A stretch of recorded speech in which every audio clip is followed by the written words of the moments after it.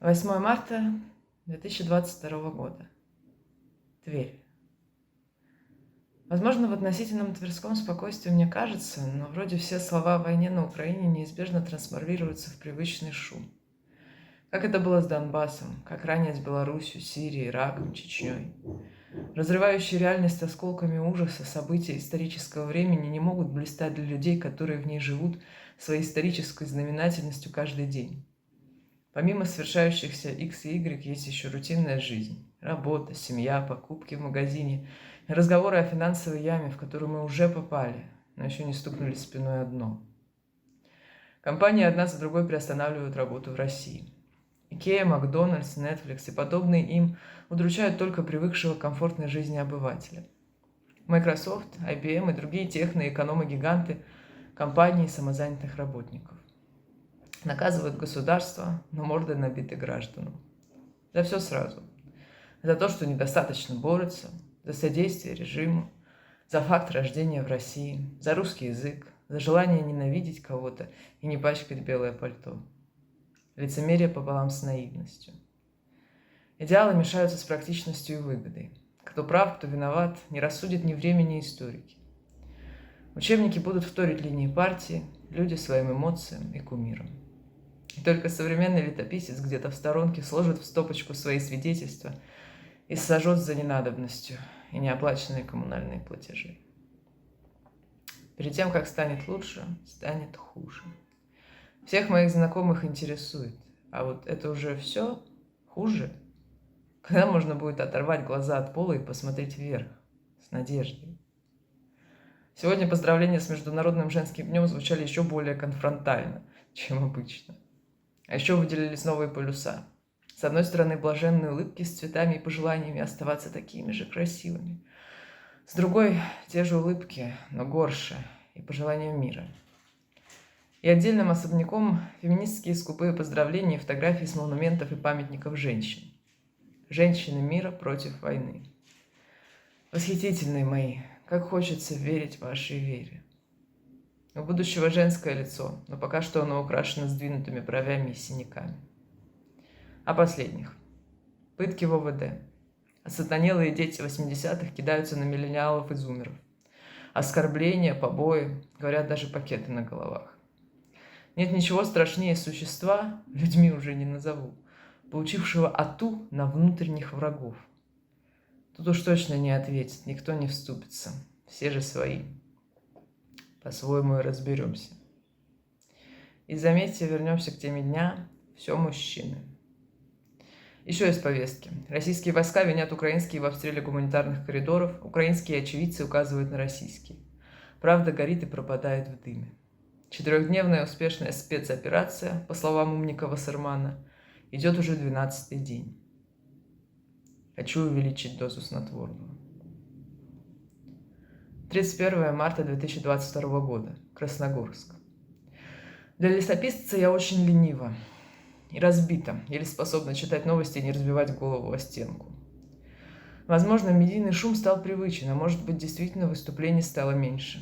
Хотя каждый день на всех каналах, и на агентских, левых и самоорганизованных, пишут то об одной карательной мере против гражданки X, то о другом суде над гражданином Y. Это становится обыденностью, и от этого страшно и горько. Да, Михаил Федорович, вы были правы. Человек – животное, привыкающее ко всему. Есть ощущение, делаем поправку на субъективность, что большинство решило просто сплотиться пусть у безумного и карающего, но своего главаря, а оставшееся меньшинство горошинами кидается в эту твердо расплывшуюся биомассу. И непонятно, что из этого выйдет. Протест не вышел на улицы. Черта, которая бы уронила ценность всего имеемого, еще не настала.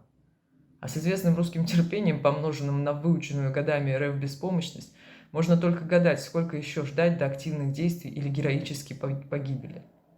Да, там идет война по всем канонам. Но тут по правилам 21 века с его новыми и старыми золотыми тельцами, деньгами, медиа, технологиями. Идти одиноко на улицу с плакатом в надежде на то, что кто-то одумается, уже не кажется возможной стратегией реально что-то изменить. У меня есть впечатление, что скорее эффект будет, если кроме скромно, интеллигентно сочувствующих к этому протесту присоединятся те, у кого есть сила. Тупая физическая и изощренная экономическая. А возможно и то, и другое. Революции не вершились одними словами. Слова и мечты были спусковым механизмом, но камнем неслась по истории, уничтожая прошлое, толпа с вилами, ножами, ружьями, нередко попутно выстреливая в сторону тех самых, кто зажег их когда-то словами. Единственное, на что я способна, наблюдать за этим действом. Сейчас глава, в которой персонажи нехило так придушили, что возникают сомнения. А главные ли они? Может, вот сейчас из-за портьеры выйдет настоящий герой? И не факт, что нам понравится его лицо. Ведь за серыми всегда появляются черные. 01 мая 2022. Петербург. Когда успел прогнаться апрель? За эти недели ужасающие новости с растущими цифрами стали привычным наблюдением за злом. Больше убитых, больше изнасилованных, больше обездоленных, больше покинувших дом, больше дел на всех инакоговорящих. Я так привыкла к своему кругу, который не менее меня в отчаянии, в ужасе смотрит на все, что даже была удивлена, поняв, большинство-то не против. Они свято верят в невозможность иного пути. Или нас, или мы. Риторика и пропагандистская истерия довели до нормальности разговора о ядерной войне. Люди, у которых есть дети, которые должны бы думать о мире для этих новеньких человечков. Эти люди с красными безумными лицами шипят, что мы в рай, а остальные пусть сдохнут. А другие этих людей слушают. И им ок. Они здесь не видят угрозы для своего существования. Ведь все угрозы там, на страшном злодейском Западе, за пределами трещащих российских границ. Я научилась не застывать при виде Z и не морщиться, чтобы было видно со стороны. Я иду аккуратно, но отмечаю осколки зла, граффити на стене, плакаты в метро, люди в форме, заборы, разговоры. Я гляжу во тьму и думаю, когда история придет разбирать, эти осколки будут развеяны в пыль, и останутся только этикетки. Это были убийцы. 20 мая 2022. Красногорск. В историю 2010-2020 годов этой горько жито-ржавной страны мы войдем безымянными тенями. Нас запишут в цифрах и запечатают в графиках статистики. Столько-то процентов за, столько-то процентов не определились. А вот эти против. Сложное время было, дети. На дом эссе «Эпоха геополитических конфликтов». Наших имен в них не будет. Мы запомнимся только друг другу, и то не каждому, и не каждая. Кого-то быстро унесет течением, кого-то уведут, кто-то уедет сам. В быстрой перемотке лиц и ников мы запомним 3-4, самых близких, самых ярких для нас. Повезет прожить до старости, вспомним, как в 20, 30, 40 лет знавали вот такого-то, делили общие взгляды вот с такой-то. Хорошие люди были. Что с ними стало? Пройдет еще пара десятилетий, сотрутся и цифры, и переданные в рассказах внуков лица. Был у дедушки, у бабушки, знакомые в те времена. Они будут интересны только некоторым особо въедливым историкам, которые захотят вспомнить и узнать, каков он был, человек 2020-х годов. А кто были вот эти несчастные несколько процентов, о которых когда-то сокрушались в школе и после переворачивали страницу на следующий параграф? Цифры станут неопределенными местоимениями, знакомые из рассказов, мифическими фигурами ушедшего поколения. Что-то, возможно, вероятно, сохранится в сети.